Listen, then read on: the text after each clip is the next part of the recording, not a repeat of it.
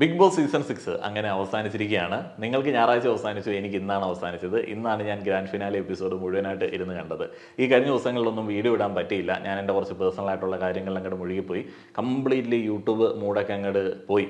എങ്ങനെയാണ് വീഡിയോ ചെയ്തുകൊണ്ടിരുന്നത്, എന്താണ് പറഞ്ഞുകൊണ്ടിരുന്നത് എന്നുള്ളതിനെ കുറിച്ചിട്ട് യാതൊരുവിധ ഐഡിയ ഉണ്ടായിരുന്നില്ല. അതുകൊണ്ട് തന്നെ ഈ ഒരു വീഡിയോ അത്ര സ്ട്രക്ചേർഡ് ആവാനായിട്ടുള്ള സാധ്യതയില്ല. ജിൻഡോ കപ്പടിക്കും എന്നുള്ളത് നമുക്ക് കഴിഞ്ഞ 10-15 ദിവസമായിട്ട് അറിയാമായിരുന്നല്ലോ. അർജുൻ സെക്കൻഡിലേക്ക് വന്നു, സെക്കൻഡിലേക്ക് വരും എന്നുള്ളതിനെ കുറിച്ചിട്ടും ഒരു ഏകദേശ ധാരണ ഉണ്ടായിരുന്നു. അങ്ങനെ സെക്കൻഡിലേക്ക് വരാൻ ചാൻസ് ഉണ്ട്, ഞാൻ എൻ്റെ വോട്ട് അർജുന് കൊടുക്കുകയാണ് എന്നൊക്കെ പറഞ്ഞ് ഞാനൊരു വീഡിയോ ഇട്ടിരുന്നു. സെക്കൻഡിലേക്ക് വരാൻ സാധ്യതയുണ്ടെന്ന് പറഞ്ഞില്ല, അർജുൻ കയറി വരും എന്നുള്ളൊരു തോന്നലുണ്ടായിരുന്നു. ഞാൻ അങ്ങനെ ഒരു വീഡിയോ ഇട്ടിട്ട് വലിയ പ്രശ്നമൊക്കെ ആയിരുന്നു. ജാസ്മിൻ തേർഡിലേക്ക് പോവാതെ എങ്ങോട്ട് പോകാനാണ്? കാരണം ഇതൊരു സോഷ്യൽ എക്സ്പെരിമെൻ്റ് ആണ്. ഈ ഒരു ഗെയിം ഇങ്ങനെ പോകത്തുള്ളൂ. അത് ജാസ്മിൻ ഒരു മോശം ഗെയിമർ ആയതുകൊണ്ടല്ല, നമുക്കെല്ലാവർക്കും ഒരു ഗെയിമർ എന്നുള്ള നിലയിൽ നമുക്കെല്ലാവർക്കും എന്ന് ഞാൻ പറയുന്നത് ഈ ഒരു ചാനലിലെ മജോറിറ്റി ഉദ്ദേശിച്ചിട്ടാണ് കേട്ടോ. നല്ലൊരു ഗെയിമർ എന്നുള്ള നിലയിൽ ജാസ്മിന് ഇഷ്ടമാണ്. പക്ഷെ വോട്ട് കൊടുത്തിട്ട് കാര്യമില്ല. സീസൺ 6 ഒരു ഗെയിം അതല്ല. അത് ജാസ്മിൻ്റെ കുറ്റമല്ല, അല്ലെങ്കിൽ ഇത് കാണുന്ന നമ്മളെപ്പോലുള്ള ആളുകളുടെ കുറ്റമല്ല. അത് ഇവിടുത്തെ സൊസൈറ്റി അങ്ങനെയാണ്. നമ്മുടെ സിനിമകളിലൊക്കെ പലപ്പോഴും സൊസൈറ്റിയെ കുറിച്ചിട്ടുള്ള ഡയലോഗുകൾ വരുന്ന സമയത്ത് ആളുകൾ ആർത്തുല്ലസിച്ച് കൈയടിക്കാറുണ്ട്.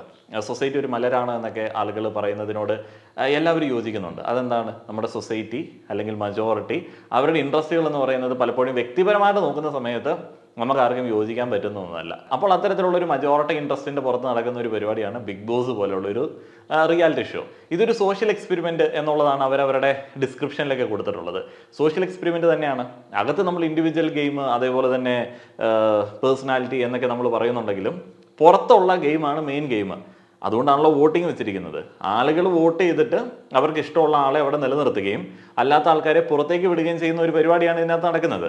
അപ്പോൾ ആളുകളുമായിട്ട് കണക്ട് ചെയ്യുന്ന ഒരാൾക്ക് വിജയങ്ങളുണ്ടാവും. അപ്പോൾ ആളുകളുമായിട്ട് എങ്ങനെ കണക്ട് ചെയ്യാൻ പറ്റും? കാര്യം 2024 ആണെന്ന് പറഞ്ഞാലും ഇവിടെ ഉള്ളൊരു മജോറിറ്റിയുമായിട്ട് കണക്ട് ചെയ്യണമെന്നുണ്ടെങ്കിൽ കുറച്ചൊന്ന് ബാക്ക്വേർഡ് ആയിട്ട് നിന്നെങ്കിൽ മാത്രമേ നടക്കത്തുള്ളൂ.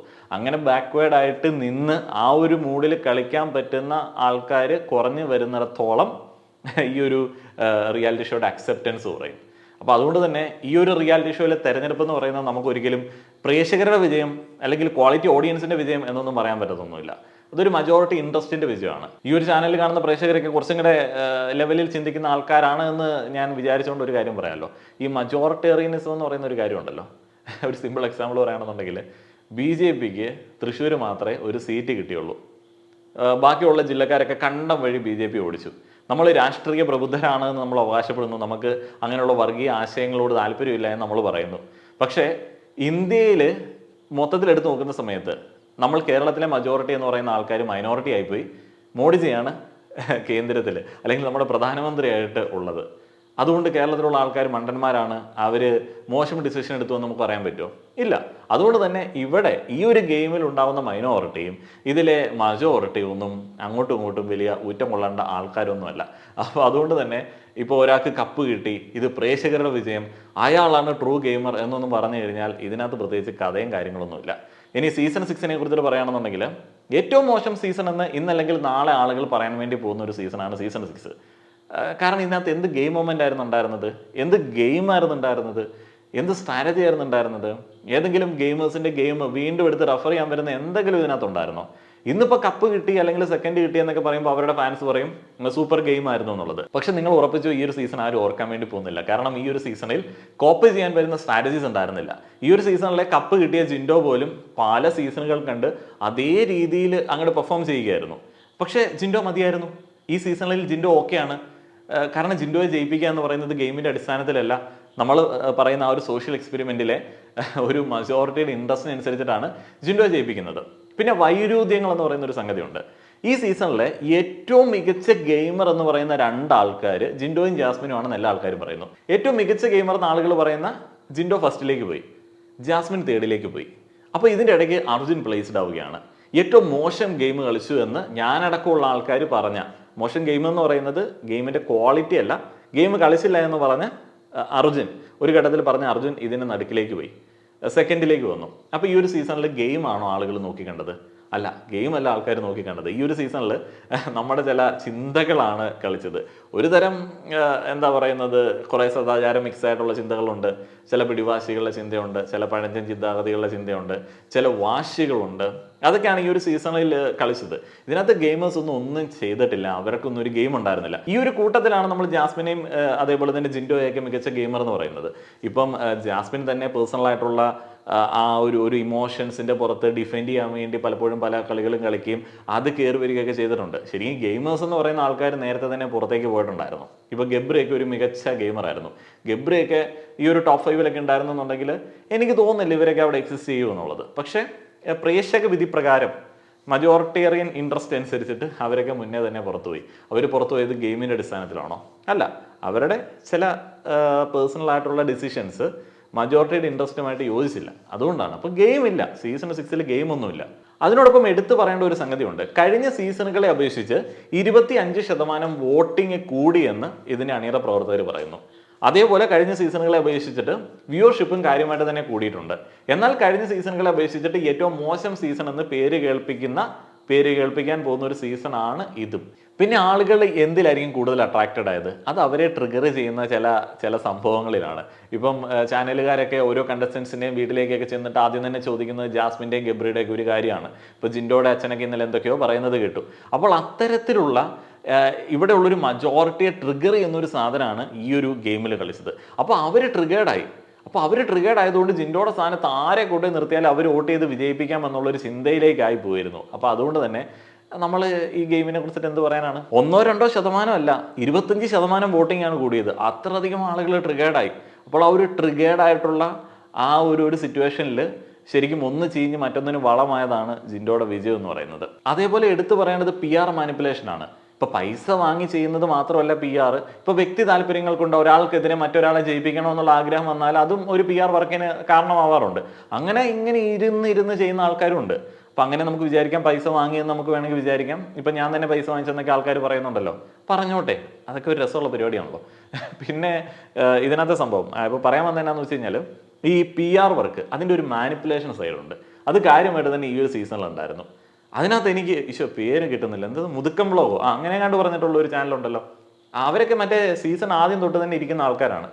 ആ ചാനലിൻ്റെ പേരിനോട് യോജിക്കുന്ന ഒരു രീതിയും. കാരണം 6 വയസ്സ് പുള്ളിക്ക് കൂടി, ഇപ്പോൾ 6ാമത്തെ സീസണല്ലേ. എന്നിട്ടും എല്ലാ സീസണുകളിലും 10ാമത്തെ എപ്പിസോഡ് തൊട്ട് അല്ലെങ്കിൽ 20ാമത്തെ എപ്പിസോഡ് തൊട്ട് ഇങ്ങേറി ഇരുന്ന് കരച്ചില്ല. കാരണം ഏതെങ്കിലും ഒരു ഇത്തിരി തടിമെടുക്കുള്ള ഒരു പുരുഷനുണ്ടായിരിക്കും, അയാൾ അങ്ങ് രാജാവായിട്ട് ആദ്യം തന്നെ അങ്ങ് പ്രഖ്യാപിക്കും. എന്നിട്ട് പിന്നെ ഇവർ നോക്കുമ്പോഴത്തേന് അയാൾക്കെതിരെ ഗെയിം കളിക്കുന്ന അല്ലെങ്കിൽ ഏറ്റവും നന്നായിട്ട് അയാൾക്കെതിരെ വരാൻ സാധ്യതയുള്ള ഒരാൾക്ക് കപ്പ് കൊടുക്കുന്നു ബിഗ് ബോസ് എന്നൊക്കെ പറഞ്ഞ് അങ്ങ് കരച്ചിലും നിലവിളിയും തുടങ്ങും. ഈ ഒരു കരച്ചിലും നിലവിളിയും സീസൺ അവസാനിക്കുന്നത് വരെ ഉണ്ടാവും. ഇത് എല്ലാ സീസണുകളിലും തുടരുന്ന ഒരു സംഗതിയാണ്. ഈ ഒരു മാനിപ്പുലേഷനിൽ വീണു പോകുന്ന ആൾക്കാരുണ്ട്. അങ്ങനെ ചെയ്യുമോ, അന്നെങ്കിൽ പിന്നെ ഞങ്ങൾ ഇന്ന ആളെ ജയിപ്പിച്ചിട്ടേ ഉള്ളൂ എന്നൊക്കെ പറഞ്ഞ് രാജാവിൻ്റെ കുറേ ആളുകൾ ഇങ്ങനെ കൂടും. ഈ ഒരു മാനിപ്പുലേഷൻ ഈ ഒരു സീസണിലും കാര്യമായിട്ട് തന്നെ ഉണ്ടായിരുന്നു. അപ്പോൾ അതും വലിയ സ്വാധീനം ചെലുത്തിയിട്ടുണ്ട്. അതേപോലെ ഈ ഒരു സീസണിൽ ഏറ്റവും എടുത്തു പറയേണ്ട ഒരു സംഗതി എന്ന് പറയുന്നത്, ഇനിയിപ്പോൾ മറ്റേ അഖിൽ മാരാർ, സിബിന് അങ്ങനെയുള്ള ടീമുകളൊന്നും നോക്കിക്കോ മഷീട്ട പോലും കാണാൻ കിട്ടത്തില്ല. കാരണം സീസൺ അവസാനിക്കുന്ന സമയത്ത് എല്ലാവരും കൂടെ എന്തോ ഓടി വന്ന് കുറേയധികം കാര്യങ്ങൾ ചെയ്യുകയാണ്. പക്ഷേ എല്ലാം ഒരാളെ ടാർഗറ്റ് ചെയ്യുന്ന പോലെ നമുക്ക് ഫീൽ ചെയ്യും. ഒരാളെ ഇൻഡയറക്റ്റ്ലി അഫക്റ്റ് ചെയ്യുന്ന തരത്തിലേക്കുള്ള പ്രകടനങ്ങളായിരുന്നു ഇവരൊക്കെ നടത്തിയത്. അതിനകത്ത് എനിക്ക് ഏറ്റവും ഇൻട്രസ്റ്റിംഗ് ആയിട്ട് തോന്നിയൊരു സംഗതിയുണ്ട്. സിബിന് എന്നോട് പേഴ്സണലി പറഞ്ഞതും പിന്നീട് പല ഇൻ്റർവ്യൂകളിൽ പറഞ്ഞതുമായിട്ടുള്ള ഒരു കാര്യമുണ്ട്. പുള്ളി ഏറ്റവും കൂടുതൽ അഫക്റ്റ് ചെയ്തത് പൂജ അവിടെ വയ്യാതെ കിടക്കുന്ന സമയത്ത് ആംബുലൻസ് വരാൻ വൈകിയതാണ്. അവർ കണ്ടന്റ് ഉണ്ടാക്കി, ബിഗ് ബോസ് കണ്ടന്റ് ഉണ്ടാക്കി. അപ്പോൾ ഏറ്റവും കൂടുതൽ അവിടെ അഫക്റ്റ് ചെയ്യേണ്ട വ്യക്തി എന്ന് പറയുന്നത് പൂജ എന്ന് പറയുന്ന വ്യക്തിയാണ്. എന്നാൽ ഈ പൂജ എന്ന് പറയുന്ന വ്യക്തി അതുമായി ബന്ധപ്പെട്ട ഒരു സ്റ്റേറ്റ്മെൻറ്റും പറഞ്ഞിട്ടില്ല. കാരണം അത് വലിയ മനുഷ്യാവകാശ ലംഘനമല്ലേ? ഒരാൾ വേദനെടുത്ത് പൊളയുന്നത് ക്യാമറയിൽ കൂടെ റെക്കോർഡ് ചെയ്ത് പ്രചരിപ്പിക്കുക, അവിടെ ആംബുലൻസ് എത്താൻ വൈകുക, അത് സിബിൻ പലയിടത്ത് പറഞ്ഞ ഒരു കാര്യമാണ്. എന്നിട്ട് റീ എൻട്രി സമയത്ത് അവരൊക്കെ ആഘോഷമായിട്ട് അകത്തേക്ക് പോയി. അപ്പോൾ ഇതെല്ലാം ഇങ്ങനെ പറയുന്നതിനിടയിൽ, ഇവരിങ്ങനെ പൊതിഞ്ഞ് പറയുന്നതിനിടയിൽ ഇടയ്ക്ക് ഇങ്ങനെ ഇട്ട് കൊടുക്കുന്ന ഒരു സംഗതിയുണ്ട്.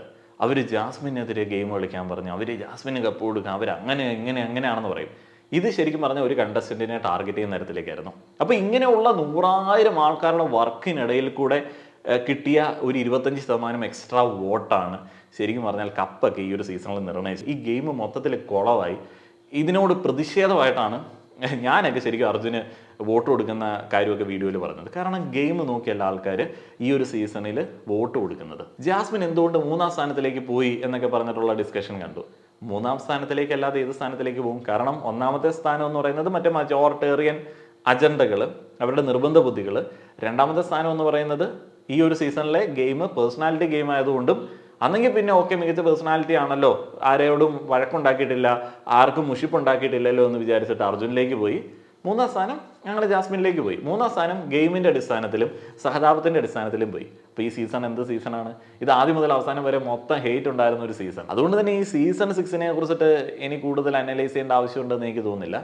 മറ്റേ വോട്ടിങ്ങിൻ്റെ ഗ്രാഫൊക്കെ കാണിച്ചിട്ടുണ്ടായിരുന്നല്ലോ, അപ്പോൾ ആ ഒരു ഗ്രാഫിൽ നിന്നൊക്കെ വ്യക്തമാണ്. പിന്നെ അതിനകത്ത് ഏറ്റവും വലിയ കോമഡി ആയിട്ട് എനിക്ക് തോന്നുന്നത്, അവസാനത്തെ ദിവസം ഗബ്രി വന്നതുകൊണ്ടാണ് ജാസ്മിൻ 3-ാം സ്ഥാനത്തേക്ക് പോയത്. ഗബ്രി വന്നതുകൊണ്ടാണ് 3-ാം സ്ഥാനത്തേക്ക് ജാസ്മിൻ പോയത് എന്നുണ്ടെങ്കിൽ ആളുകൾ എന്താണ് നോക്കിക്കൊണ്ടിരിക്കുന്നത്? ഗബ്രിയുടെയും ജാസ്മിൻ്റെയും വർത്തമാനം മറിച്ചിട്ടോ? ആ ലൈവിനകത്ത് എന്തായിരുന്നു ഉണ്ടായിരുന്നത് അത്രയധികം ട്രിഗേർഡ് ആവാൻ വേണ്ടി?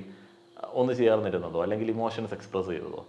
അപ്പോൾ അമ്മാതിരിയുള്ള നോക്കി കാഴ്ചകളുടെയും വിലയിരുത്തലുകളുടെയും അടിസ്ഥാനത്തിൽ യാതൊരു നിലവാരവുമില്ലാത്ത ഒരു വിധി നിർണയം അല്ലെങ്കിൽ കാഴ്ചക്കാരൊക്കെ ഉണ്ടായിരുന്ന ഒരു സീസണാണ് സീസൺ 6. അപ്പോൾ അതിനെക്കുറിച്ചിട്ട് നമ്മൾ ഇതുകൊണ്ട് പറഞ്ഞിവിടെ അങ്ങ് അവസാനിപ്പിക്കാമെന്നുള്ളത് വിചാരിക്കുകയാണ്. PR മാനിപ്പുലേഷനുകളില്ലാത്ത നല്ല ക്വാളിറ്റി കണ്ടൻറ്റുള്ള കണ്ടസ്റ്റൻസ് ഉള്ള മറ്റൊരു സീസണിന് വേണ്ടി നമുക്ക് പ്രതീക്ഷയോടെ കാത്തിരിക്കാമെന്ന് പറഞ്ഞുകൊണ്ട് ഈ ഒരു വീഡിയോ അവസാനിപ്പിക്കുകയാണ്. ഇതുകൊണ്ട് അവസാനിപ്പിക്കാനാണ് എനിക്ക് ആഗ്രഹം. വെറുതെ അതുമായി ബന്ധപ്പെട്ട് ഒന്നും ഞാൻ പ്രതീക്ഷിക്കുന്നില്ല. ഇനി ഇതുപോലുള്ള കാര്യങ്ങളെക്കുറിച്ച് സംസാരിച്ച് സമയം കളയാതിരിക്കണം എന്നുള്ളതാണ് എൻ്റെ ആഗ്രഹം. അപ്പോൾ അങ്ങനെയൊക്കെയാണ് കാര്യങ്ങൾ. അടുത്ത സീസണിലോ അല്ലെങ്കിൽ സുപ്രധാനമായിട്ടുള്ള എന്തെങ്കിലും മറ്റൊരു വീഡിയോയിലോ നമുക്ക് കാണാം. ഈ ഒരു സീസൺ പോയി, അത് ഞാൻ പകുതി വഴിക്ക് വിട്ട ഒരു സീസണാണ്. അതുകൊണ്ട് ഞാൻ അത്രയധികം വലിയൊരു യാത്ര പറച്ചിലൊന്നും നടത്തുന്നൊന്നുമില്ല. കഴിഞ്ഞ സീസൺ ഞാൻ വളരെയധികം ആസ്വദിച്ച് ചെയ്ത സീസണാണ്. വീഡിയോസിൻ്റെ എണ്ണമൊക്കെ നിങ്ങൾക്ക് അറിയാമല്ലോ. എനിക്ക് പുണ്യം കിട്ടാൻ വേണ്ടി ചെയ്യുന്നതല്ല, അത് എനിക്ക് പൈസ കിട്ടാൻ വേണ്ടി ചെയ്യുന്നതാണ്. പക്ഷേ പൈസ തന്നാലും ഈ ഒരു സീസൺ അങ്ങനെ ചെയ്യാനായിട്ട് എനിക്ക് തോന്നുന്നുണ്ടായിരുന്നില്ല. അത്രയധികം ഞാൻ വെറുത്തുപോയി. കഴിഞ്ഞ സീസണിലെ ഇതിൻ്റെ റവന്യൂ ഒക്കെ കൊണ്ട് ഞാനൊരു നല്ല ട്രിപ്പൊക്കെ പോയി 2 സ്റ്റേറ്റൊക്കെ കവർ ചെയ്ത് ഒരു ബൈക്കൊക്കെ വാങ്ങിച്ചായിരുന്നു. ഫുള്ള് പൈസ അങ്ങനെയുള്ള പരിപാടികൾക്ക് വേണ്ടിയാണ് എടുക്കുന്നത്. ഇത്തവണ ഞാൻ എൻ്റെ നാട്ടിലെ വീടിൻ്റെ കോമ്പൗണ്ട് വാളിൻ്റെ പണി സ്റ്റാർട്ട് ചെയ്തതാണ്. എന്നിട്ടിപ്പോൾ ഞാൻ കടക്കാരനായി. വല്ല കാര്യം ഉണ്ടായിരുന്നോ? സീസൺ 6 എനിക്ക് വൻ ലോസ് ആയിപ്പോയി. അങ്ങനെയുള്ള വളരെ രസകരമായിട്ടുള്ള നിമിഷങ്ങൾ എല്ലാം എൻജോയ് ചെയ്യാനായിട്ടുള്ള മൊമെൻറ്റ്സ് ആയിട്ട് കൺസിഡർ ചെയ്ത് നമുക്ക് പിരിയാം. നന്ദി.